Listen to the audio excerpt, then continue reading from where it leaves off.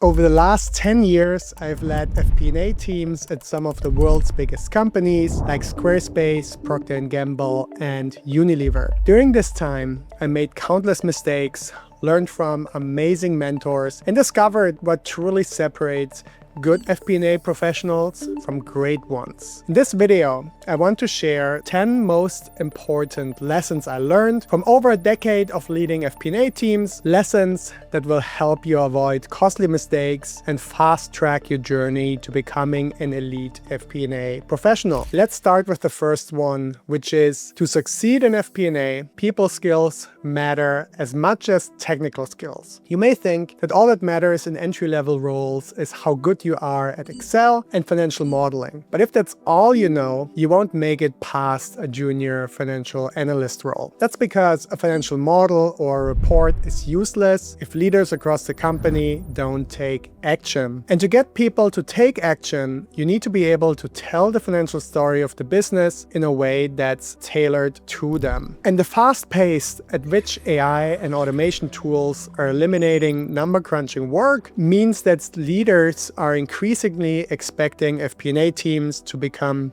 strategic advisors to the business, even in entry-level roles. And that requires strong communication and relationship building skills. Before I move on to the second lesson, if you're serious about improving your FP&A skills, I'm currently giving away my 10 most popular one-pager infographics completely for free, which contain useful strategies finance pros can use to level up in their work and career. Just click the first link in the description to access them for free. Let's get back to the video. Second, data doesn't help leaders make better decisions. Insights do. Let me give you an example. If your report says last month's sales decreased because marketing campaigns performed worse than expected, then you didn't add any value. That's just data. An insight, on the other hand, is if your conclusion is sales decreased because your YouTube campaign drove fewer purchases than expected, we recommend shifting funding to Google Ads, which has performed better in the recent past. So what separates data from an insight? An insight suggests a concrete action that a company can implement. Third, to become a better business partner, think lawyer, not police officer. You see, the police enforces the law. If they see you do something you're not supposed to do, they simply tell you not to do it. If you keep doing it, they will take uncomfortable actions against you. I often see junior analysts acting that way. A lawyer, on the other hand, tries to help people get done what they want to do without breaking the law. Notice the difference in intent. A lawyer wants to help you, while a policeman just wants to make sure you stick to the rules. Being a policeman is definitely easier. It requires less end-to-end understanding of what actually matters and what doesn't. But in the long run,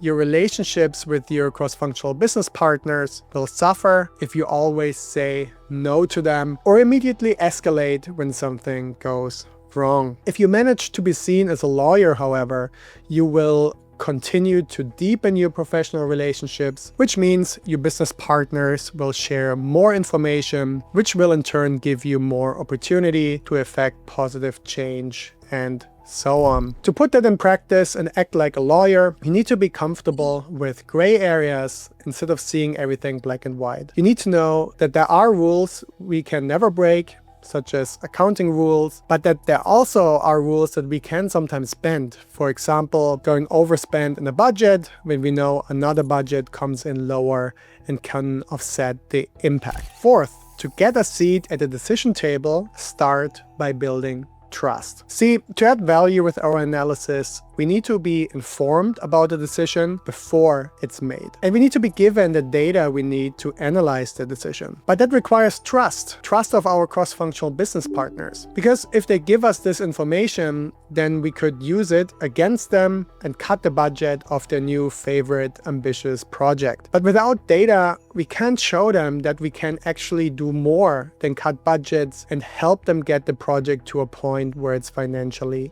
viable. So the key is to focus first on building trust, and I've learned that the fastest way to get there is to extend it. Fifth, in finance, business partnering is a new concept. Success depends on the tone from the top. Some companies like Procter & Gamble and Unilever have strictly defined processes that ensure that finance analyzes and signs off on all major decisions before they are executed. But many companies don't do this, and finance needs to constantly try to get their foot in the door when it comes to being involved in strategic decisions. What I said in the preceding point, that building trust is key, still holds. But at the same time, you need the right message from the very top, because otherwise it can become an uphill battle that you can't win, because cross-functional teams have busy agendas and might struggle to prioritize helping finance when they don't have that mandate from their leadership. This means that senior leaders, ideally the CEO and his direct reports, all agree that finance can improve decision quality by providing in-depth analysis and asking challenging questions, and cascade this message down to their teams. Sixth, when selecting metrics to track, start with the strategy. A common mistake I see is that finance teams produce too many reports that no one reads. If a report can't be used to make better decisions, then I argue it's useless. You can make sure your reports stay useful by working backwards from the strategy you're trying to assess. To do that well, you need to understand 1, what the major strategies around the company are, 2, which tactics are being used to implement them, 3, what success looks like for each tactic, and 4, how that is being measured. Then you can take these operational metrics, connect them with your financial impacts, include them in your reporting, and actually help leaders make better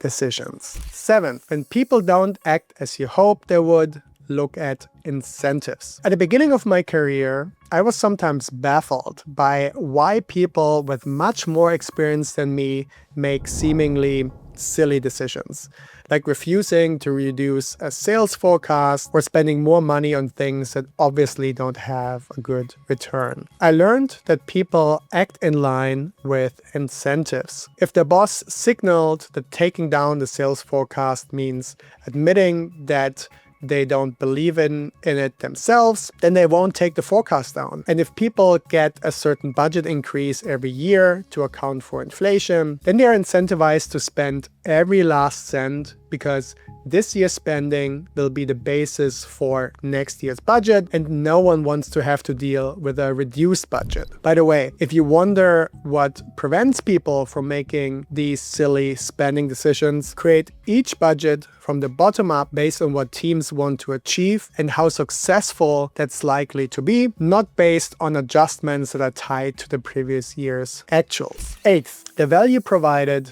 by the annual budget directly correlates with the depth behind its assumptions. When someone tells me that they don't believe annual budgeting is a good investment of their time, then 9 times out of 10, it's because the previous budgets were put together with shallow assumptions. Because the value of a budget is not determined by its accuracy. No one has a magic crystal ball to accurately predict what will happen in 10 months, but rather the value comes from how much you can learn when you compare actual results for sales and expenses to what you included in the budget. For that to tell you anything though, your budget assumptions must have been put together in close collaboration with the respective business teams and be based on detailed business drivers. 9th, the most important criterion for a successful financial model is its structure. When I teach financial modeling to finance teams, the first thing I teach is this. Set up the model in Excel so that your model inputs are on one sheet, your formulas on another, and your outputs and visualizations on yet another sheet. Why? Because you need to be able to make adjustments quickly without having to look for input cells or risk overriding assumptions, and your formulas will be easier to standardize when they aren't broken up